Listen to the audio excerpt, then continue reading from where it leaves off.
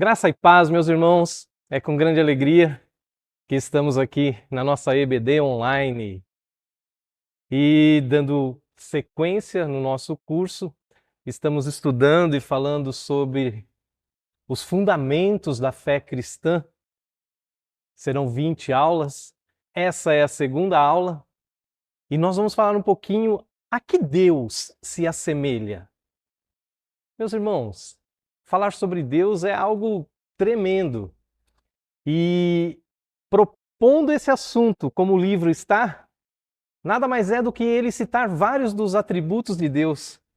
Assim como a Escritura é suprema fonte de informações sobre si mesma, Deus é a mais alta fonte de informações sobre Ele próprio. Isso faz sentido, pois se houvesse uma fonte mais elevada de informações sobre Deus, então ele não seria Deus. Então, se você quiser saber sobre Deus, você vai ter que mergulhar nas Escrituras Sagradas, porque Ele é a principal fonte de si mesmo. Por esse motivo é importante que qualquer estudo sobre o Senhor considere o que Deus diz sobre si nas páginas das Escrituras. Primeiro ponto que nós pegamos aqui. Deus existe? Meus irmãos, a Escritura simplesmente parte do princípio que Deus existe. O primeiro versículo da Bíblia: no princípio criou Deus os céus e a terra. Gênesis 1:1. Ele apresenta de modo natural Deus como Criador, sem dar qualquer prova da sua existência ou ações. A Escritura também nos diz que todas as pessoas em todo lugar têm um profundo senso interior de que Deus existe, de que são suas criaturas e de que Ele é o seu Criador. Em Romanos 1,19, Paulo escreve que, mesmo para os ímpios, é manifesto entre eles, porque Deus lhes manifestou. Olha só, mesmo o ímpio, aquele que muitas vezes diz que Deus não existe, Deus se manifestou a essas pessoas também. Ainda que muitos hoje não reconheçam que Deus existe, Paulo diz que isso é porque eles trocaram a verdade de Deus pela mentira. Isso está lá registrado em Romanos, capítulo 1, verso 25. Portanto, rejeitaram ativa ou voluntariamente alguma verdade acerca do caráter de Deus e da sua existência, que originalmente conheciam. Em suma, eles se convenceram de que não há lugar para Deus em nenhum dos seus planos. O próprio ser humano decidiu isso. Ele entende que para Deus não existe lugar na vida dele e simplesmente ele toma a decisão de não crer na existência de Deus. Salmos 10, o verso 4 diz exatamente isso que eu falei. Não há lugar para Deus em nenhum dos seus planos. O salmista já falava isso sobre os ímpios. O conhecimento acerca de Deus, a que Paulo se refere, pode ser compreendido por meio das coisas criadas. Então, se você começar a analisar aquilo que foi criado, através disso você pode entender e ter a percepção de que há um Deus que criou todas as coisas. Cada criatura dá evidência de Deus e de seu caráter. Mas os seres humanos, criados à imagem de Deus, são a maior prova da existência de Deus e do seu caráter. Nós, meus irmãos, nós somos criaturas de Deus. Quando você olha para um ser humano, ali você tem a ideia perfeita da criação de Deus. Assim sendo, crença em Deus não é nenhuma fé cega, tá? Ela está baseada nos indícios que podem ser encontrados tanto na Bíblia como no dia a dia. Basta você começar a reparar um pouco nas coisas que estão ao seu redor. E isso é uma coisa que nós, como seres humanos, estamos passando assim, totalmente desapercebidos. Quantas pessoas já deixaram de contemplar a beleza da natureza, um nascer do sol, um pôr do sol? Eu tenho o privilégio lá na minha casa, eu moro num apartamento, mas eu tenho a vista da serra. Ali é coisa maravilhosa. Cada dia eu tenho uma imagem diferente daquela serra. E eu olho aquilo e eu consigo entender e compreender que é tudo criação de Deus. Vamos para outro ponto. Deus é conhecível. Deus não apenas existe, ele existe de tal modo que podemos conhecer coisas a seu respeito e chegar a conhecê-lo pessoalmente. Nunca, em verdade, poderemos conhecer plenamente a Deus. Ele é infinito enquanto nós somos finitos. Salmo 147, 5, ele diz assim: é impossível medir o seu conhecimento. O conhecimento de Deus é maravilhoso demais para nós. Está além do nosso alcance. Isso também está dito pelo salmista, Salmo 139, verso 6. E se pudermos contar os pensamentos de Deus, descobriremos que eles são maiores em número do que os grãos de areia da terra. O salmista, ele foi muito feliz ao escrever essas palavras.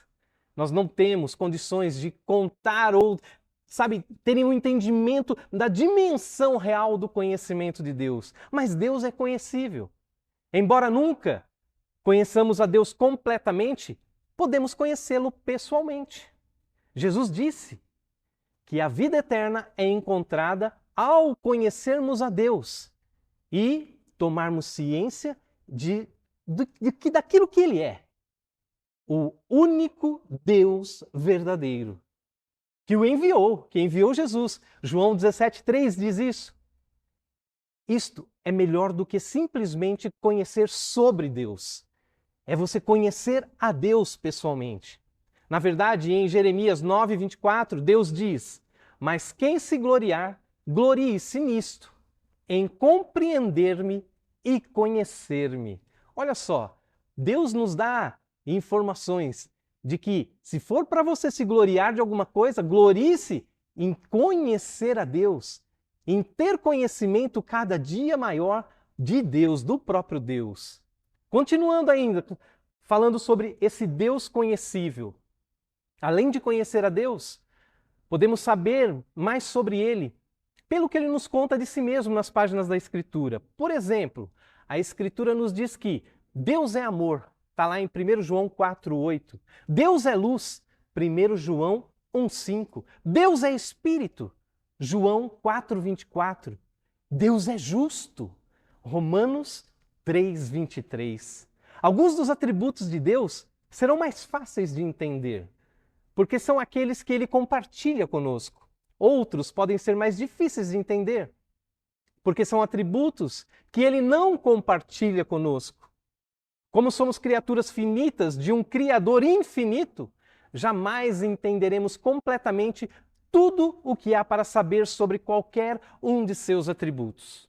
Mesmo assim, há um enorme valor em conhecer os atributos de Deus, pois neles encontramos as coisas verdadeiras a seu respeito, as quais Ele quer que conheçamos.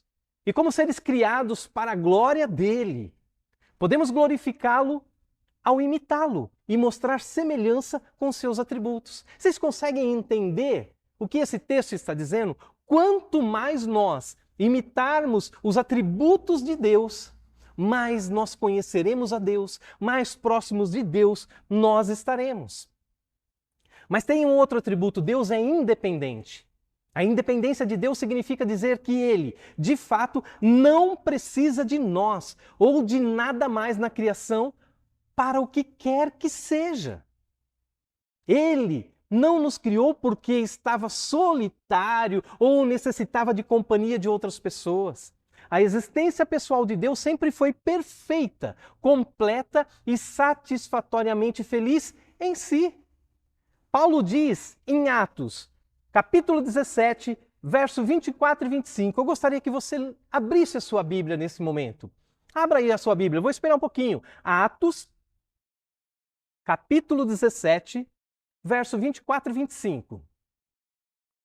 Abriu aí? A palavra de Deus diz assim, ó: o Deus que fez o mundo e tudo que nele há, não habita em santuários feitos por mãos de homens. Ele não é servido por mãos de homens como se necessitasse de algo, porque Ele mesmo dá a todos a vida, o fôlego e as demais coisas. Vocês viram só? Deus não precisa de nós. Ele não tem a necessidade de que nós possamos fazer alguma coisa. Não! Ele por si só se completa. Nós vamos à frente. Mais um dos atributos de Deus. Deus é imutável. Mas não de todas as maneiras que possamos pensar que ele seja. Em vez disso, ele é imutável apenas nas maneiras pelas quais as Escrituras nos dizem que ele é imutável. Deus é imutável em seu ser, atributos, propósitos e promessas. O salmista louva a Deus por ele permanecer o mesmo. Está lá em Salmo 102, 27. Deus afirma isso quando, em referência a seus atributos, diz que não muda. Malaquias 3,6 diz assim, de fato eu, o Senhor, não mudo.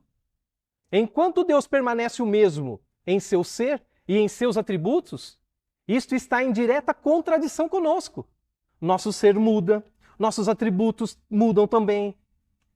Deus, por outro lado, permanecerá sempre o mesmo.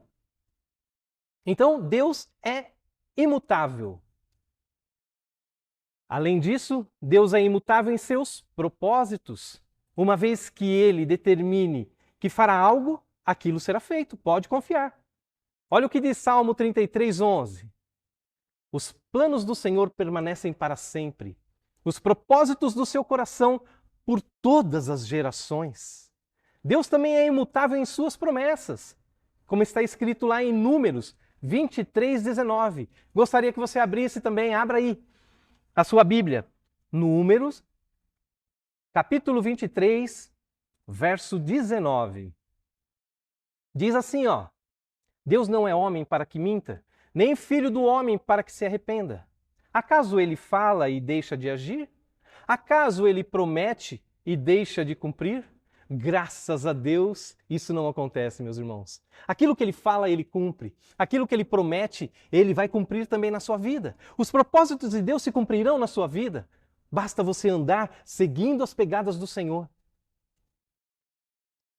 Deus é eterno.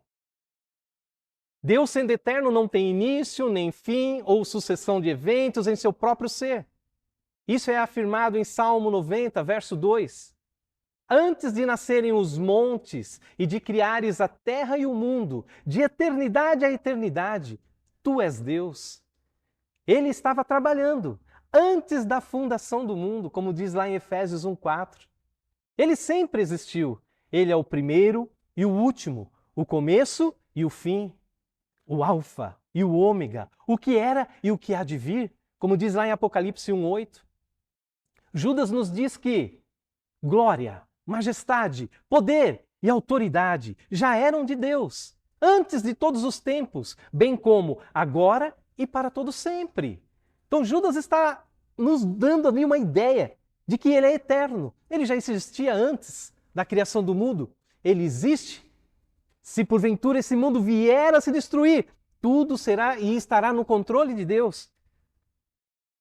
Em razão de Deus ser eterno, sua visão do tempo é radicalmente diferente da nossa. Por exemplo, 1000 anos são para ele como o dia de ontem, que passou como as horas da noite. Salmo 94 fala sobre isso. Assim toda a história passada é para Deus, como se tivesse acontecido há pouco tempo. Pedro afirma isso ao dizer que, para o Senhor, um dia é como 1000 anos. Está lá em 2 Pedro 3,8. Em conjunto, essas perspectivas nos permitem saber que Deus vê todo o período da história tão vividamente como se fosse um breve evento que acabou de acontecer. É bem diferente de nós, quando nós começamos a buscar entender os acontecimentos. Nós somos super limitados, mas Deus é eterno. Mas também vê um breve evento como se fosse durar para sempre. Deus vê e conhece todos os eventos, passado, presente e futuro, com igual intensidade, meus irmãos. Bem diferente de nós, que nós só conseguimos ver o que está aqui na nossa vista. Só o momento presente que nós conseguimos ver. O passado já foi, o futuro não nos pertence. Mas Deus tem a condição de vivenciar passado, presente e futuro. Tudo está às claras a Ele. Ele pode ter acesso a todas essas coisas. Indo à frente. Um dos atributos que as pessoas mais conhecem de Deus, Deus é onipresente. Assim como Deus é ilimitado em relação ao tempo, também é infinito com relação ao espaço. Ele é onipresente. Deus não tem tamanho ou dimensões espaciais e está presente em todos os pontos do espaço com todo o seu ser. Ele não pode ser limitado pelo espaço material porque o criou. Como nós lemos lá em Gênesis 1:1. Deus também está presente em todas as partes do espaço. Encontra-se em toda parte. Ele enche o céu e a terra. Jeremias fala sobre isso. E olha o que Davi escreve sobre isso. Salmos 139, do verso 7 ao verso 10. Abra sua Bíblia aí. Vamos ler esse texto de Salmo 139. Maravilhoso esse texto do salmista Davi. Ele diz assim, ó: para onde poderia eu escapar do teu espírito? Para onde poderia fugir da tua presença? Se eu subir aos céus, lá estás. Se eu fizer a minha cama na sepultura, também lá estás. Se eu subir com as asas da alvorada e morar na extremidade do mar, mesmo ali, a tua mão direita me guiará e me sustentará. Deus está em todos os lugares ao mesmo tempo. Deus é onipresente, meus irmãos, onipresente. Deus é espírito também. Jesus afirmou que Deus não está de modo nenhum limitado a uma localização espacial, quando disse: Deus é espírito. E isso está registrado lá em João, capítulo 4, verso 24. Deus existe de tal modo que seu ser não é feito de matéria. Ele não tem partes, nem tamanho, nem dimensões. É impossível perceber sua existência por intermédio dos nossos sentidos. Nós somos limitados para isso.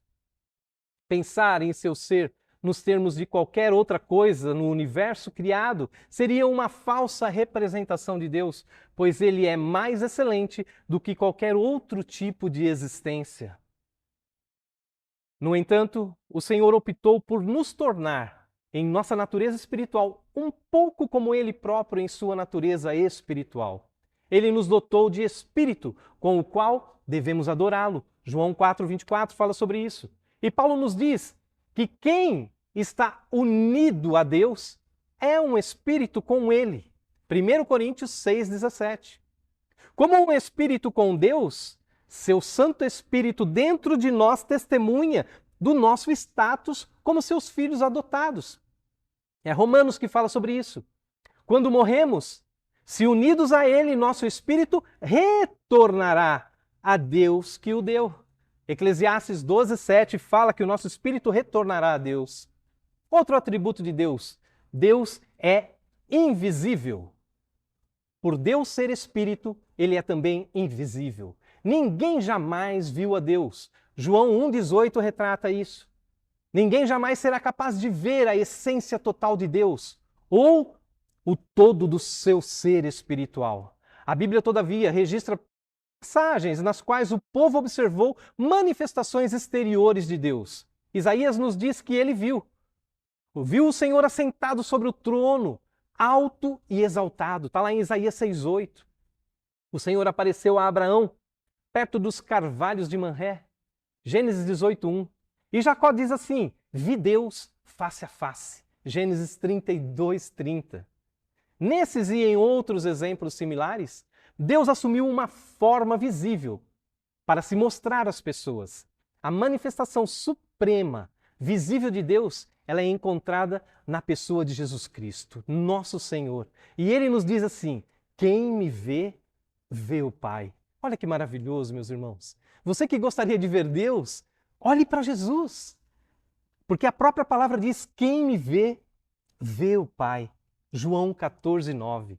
Embora ninguém nunca tenha visto a total essência de Deus, o qual é invisível, Ele por vezes preferiu mostrar algo de si mesmo às pessoas por meio das coisas criadas e visíveis, e especialmente mediante Jesus Cristo. Deus é onisciente. Deus sabe todas as coisas. 1 João 3:20 fala sobre isso. Num ato simples e eterno, Ele conhece completamente a si mesmo e a todas as coisas reais e possíveis. Ele tem conhecimento de todas as coisas que existem e de tudo o que acontece. Hebreus 4,13 nos diz o seguinte: nada em toda a criação está oculto aos olhos de Deus. Tudo está descoberto e exposto diante dos olhos daquele a quem havemos de prestar contas. Deus sempre está consciente de tudo. Seu conhecimento nunca muda ou aumenta, pois ele já tem o conhecimento na sua totalidade. Nada o surpreende. Nós sim somos surpreendidos. Em vários momentos da vida, nós nos surpreendemos com coisas que acontecem ao nosso redor, mas Deus ele não se surpreende, porque ele conhece todas as coisas. Nada está escondido dele. Desde a eternidade, Deus conheceu todas as coisas que iriam acontecer e tudo quanto iria fazer. Esse é o Deus maravilhoso que nós servimos. Olha outro atributo: Deus é sábio. Deus sempre escolhe os melhores objetivos possíveis e os melhores meios possíveis para alcançar seus objetivos. Ele é o único Deus sábio. Romanos 16, 27 fala isso. Jó 9,4 diz assim: sua sabedoria é profunda. Jó 12, 13 diz: a ele pertencem o conselho e o entendimento. Sua sabedoria é manifesta em todas as áreas. Deus entende de todas as coisas, meus irmãos. Nós somos tão limitados, mas Deus tem um poder tão grande. Por exemplo, por ela o Senhor criou todas as coisas. Salmo 104, 24 diz isso. Ela também é mostrada, a sabedoria de Deus, por meio da vida. Romanos 8, 28 diz assim, daqueles que o amam, dos que foram chamados de acordo com o seu propósito. Para essas pessoas, em virtude da sabedoria, Deus age em todas as coisas para o bem. Tudo contribui para o bem daqueles que amam ao Senhor. Deus é maravilhoso, mas Deus é verdadeiro. Outro atributo de Deus. Deus é verdadeiro. Jeremias 10, 10. Todo o seu conhecimento e todas as suas palavras são verdadeiras e padrão final de verdade. Você quer um padrão elevado de verdade? Se apegue e passe a conhecer a Deus. Uma vez que Ele diga algo, podemos contar que Ele o cumprirá. Podemos contar com o Senhor por ser Ele sempre fiel às suas promessas. Na verdade, a essência da fé verdadeira é pegar Deus em suas palavras e contar com Ele, porque fará conforme prometeu. É por isso que nós cremos na palavra do Senhor. A Bíblia Sagrada é a palavra de Deus. E nós entendemos que se ali está escrito, tudo se cumprirá. Podemos imitar a veracidade de Deus, em parte esforçando-nos para ter o conhecimento verdadeiro sobre Ele e a sua palavra.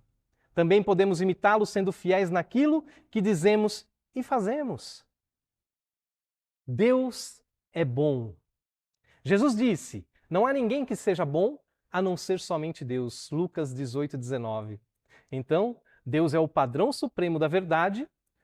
Tudo o que Ele é e faz é bom e digno de apreciação. Não há padrão mais elevado de bondade do que o próprio caráter de Deus e a sua aprovação a tudo que seja coerente com o seu caráter. Por exemplo, sua bondade e aprovação da bondade em si são vistas na própria criação. Gênesis 1:31 diz assim: e Deus viu tudo o que havia feito, e tudo havia ficado muito bom. Pelo fato de Deus corresponder ao supremo padrão de bondade, Ele também constituiu a fonte de toda bondade. Se aproxime de Deus, Ele é a fonte. Tiago nos diz, toda boa dádiva e todo dom perfeito vem do alto, descendo do Pai das luzes. Tiago 1,17. Deus é aquele que concede boas dádivas a seus filhos e promete não negar qualquer coisa boa àqueles que vivem com integridade. Como você está vivendo? Você tem sido uma pessoa íntegra diante de Deus? Você tem sido um cristão íntegro? Que as pessoas conseguem olhar para você e, através desse olhar, conseguem ver Deus através das suas ações? Deus é amor. Conforme já mencionado, Deus é amor. Está lá em 1 João 4,8. Eternamente Deus tem dado de si mesmo para o bem dos outros. Jesus nos diz que o atributo da autodoação, o amor de Deus, está ativo. João 17, 24 diz assim: antes da criação do mundo, o amor de Deus já estava ativo. Isso ficou evidente no amor que Deus, o Pai, Deus o Filho e Deus o Espírito Santo tinham um pelo outro. João 17, 24, 14, 31 fala sobre isso. Esse amor eterno encontra sua expressão de amor dadivoso de Deus por seus filhos. João nos diz assim, nisto consiste o amor. Não em que nós tenhamos amado a Deus, mas em que Ele nos amou primeiro e enviou o seu Filho como propiciação pelos nossos pecados. Você já parou para pensar que se você tivesse que amar a Deus primeiro, será que você conseguiria um dia se aproximar de Deus? Não, nós só conseguimos nos aproximar de Deus porque Ele nos amou primeiro. Mas vamos à frente. Deus é santo. O Senhor, o nosso Deus, Ele é santo. Salmos 99, verso 9 diz isso. Isso significa que Ele é separado do pecado, é dedicado a buscar a sua própria honra. Deus muitas vezes é chamado de Santo de Israel. Os serafins, seres alados, ao redor do seu trono clamam continuamente: Santo, Santo, Santo é o Senhor dos exércitos. Isaías registrou esse texto lá no capítulo 6, no verso 3. A santidade de Deus, Ele fornece o padrão dos seus filhos, que os seus filhos devem imitar.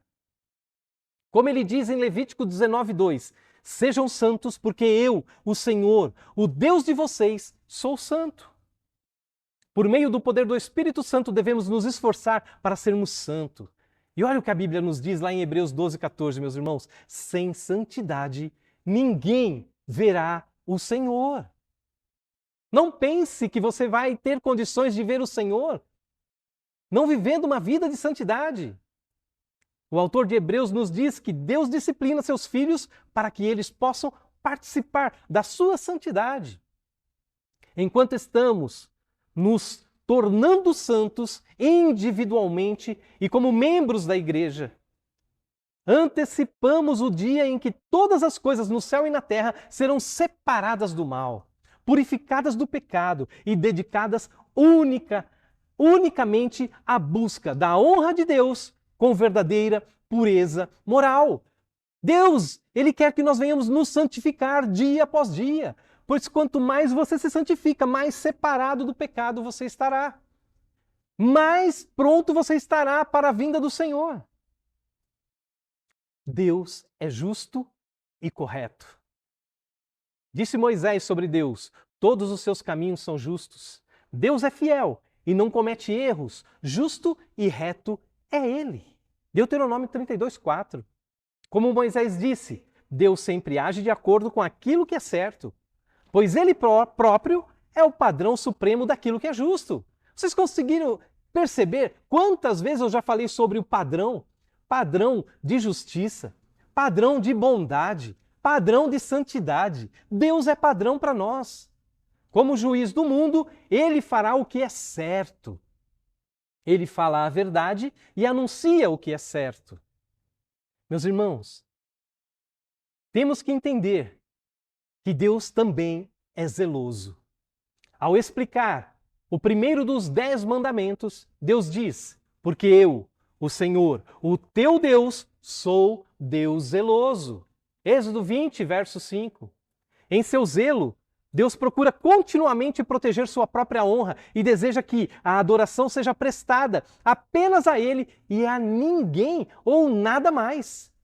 Não é errado para Deus buscar continuamente sua própria honra, pois ela é uma honra que só Ele, como Deus, merece.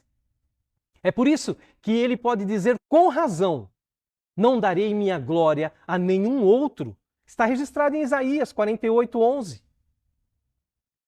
Deus manifesta ira contra o pecado. Deus odeia intensamente todo o pecado. A ira de Deus arde contra o pecado, meu irmão. E é ela que finalmente consumirá aqueles que rejeitam Jesus e continuam em seu pecado. Como Jesus disse, está registrado lá em João 3,36. Quem crê no Filho tem a vida eterna. Já quem rejeita o Filho não verá a vida, mas a ira de Deus permanece sobre ele.